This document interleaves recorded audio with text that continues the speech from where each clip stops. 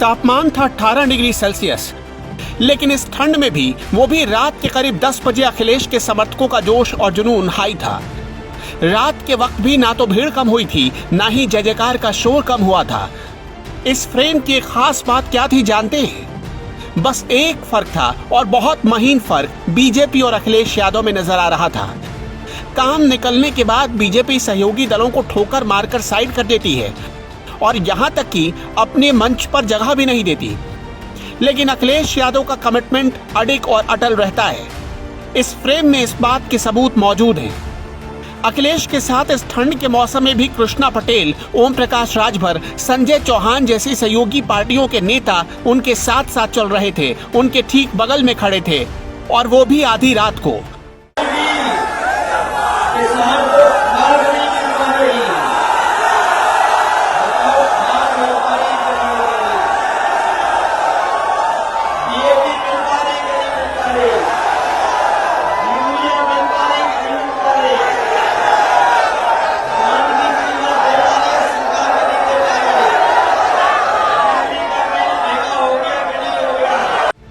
अखिलेश की इस रैली की एक झलक आप पल्लवी पटेल के इस पोस्ट से देख सकते हैं।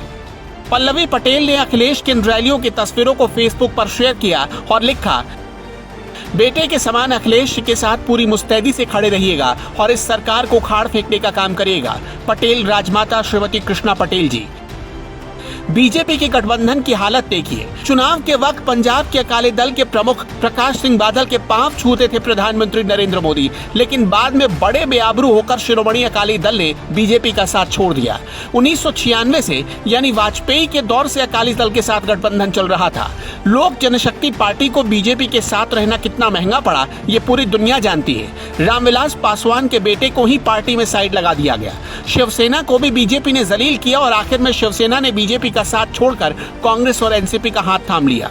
2014 के चुनाव के बाद से एनडीए ने 20 साथी खो दिए। राजस्थान में हनुमान बेनीवाल की राष्ट्रीय लोकतांत्रिक पार्टी यानी आरएलपी ने भी बीजेपी का साथ छोड़ दिया। झारखंड में आजसू ने बीजेपी का साथ छोड़ दिया।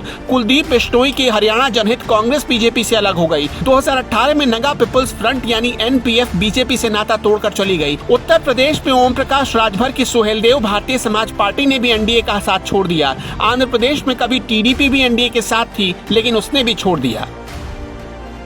आखिर ऐसी कौन सी वजह है जिससे लोग बीजेपी और एनडीए छोड़कर चले जाते हैं? हर दल की यही शिकायत थी कि बीजेपी सहयोगी पार्टियों का सम्मान करना नहीं जानती। ना तो अमित शाह और न ही प्रधानमंत्री मोदी उन्हें वक्त देते थे। इसलिए इन पार्टियों ने अपनी अपनी राह अलग चुनने का फैसला किया। बीजेपी दूसरी पार्टियों को या तो खा जाती है या तोड़ देती है। अब ये सारे दल समझ चुके हैं, और जो ये समझ नहीं पाते वो परिणाम भुगतते हैं लोक जनशक्ति पार्टी की तरह। लेकिन अखिलेश यादव चाहे कैसी भी परिस्थितियां हों, सबको साथ लेकर चलते हैं, और जौनपुर में इसका ट्रेलर दिख चुका है।